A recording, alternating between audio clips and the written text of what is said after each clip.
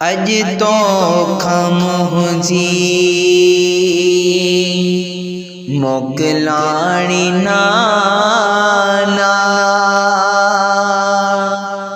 यजीदन कयो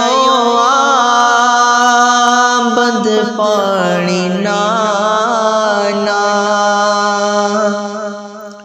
अज तो खमुझी मोकलाणी नाना यजीदन कयो बद पाणी नाना अज तो खमुझी मदीने का करबला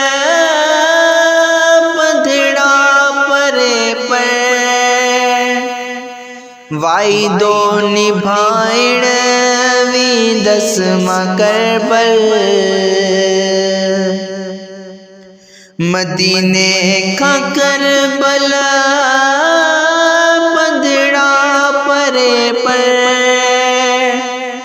वाइदो निभाइण वींदस मां करबल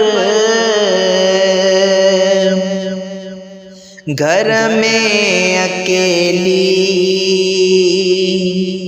आगे न्याणी नाना घर में अकेली आगे न्याणी नाना यजीदन कयो बद पाणी नाना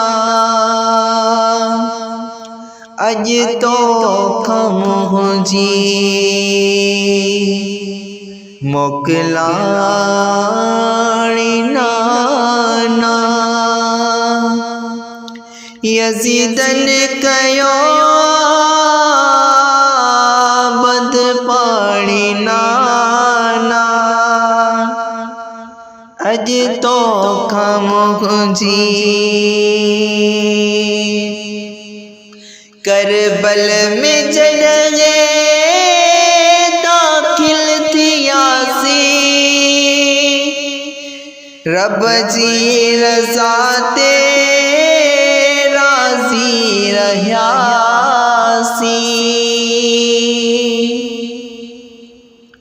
करबल में जड़े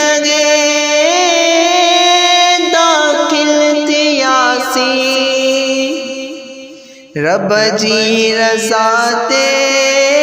राज़ी रहियासी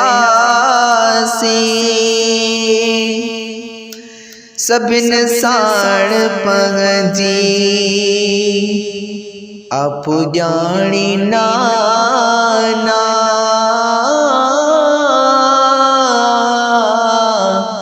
सभिन साण पंहिंजी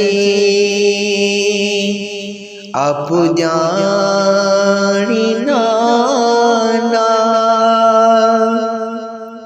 यजीदन कयो बद पाणी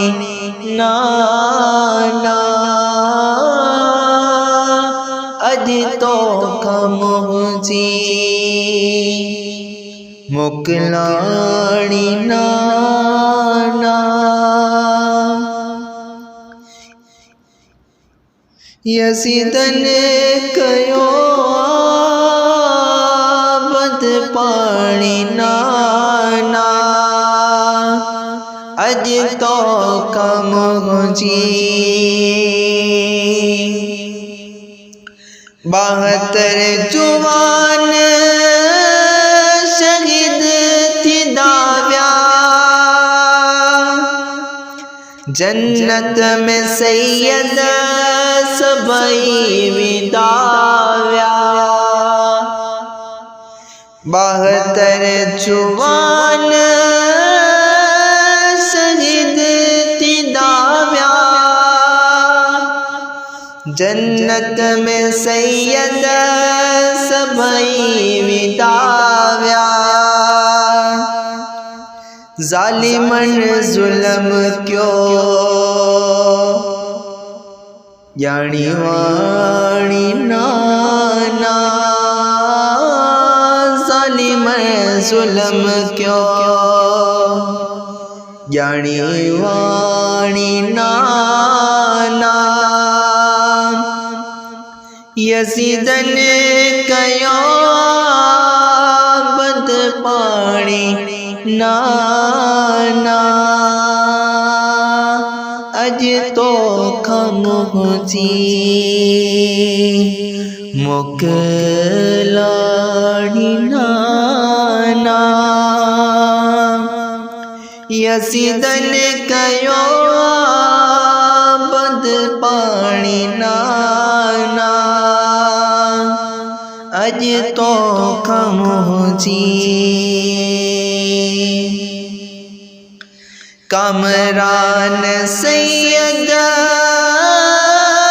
इस्लाम दैव्या नाले नबी जेत कुर्बान थी व्या कमरान सैयद इस्लाम दैव्या नाले नबी जेत कुर्बान थी व्या हिम्मत दिखारी मर्दानी नाना हिम्मत दिखारी अमरदानी नाना यजीदन कयो बद पाणी नाना अज तो खमुजी मुकलाड़ी नाना यजीदन कयो बद पाणी नाना अज तो खमुजी मुकला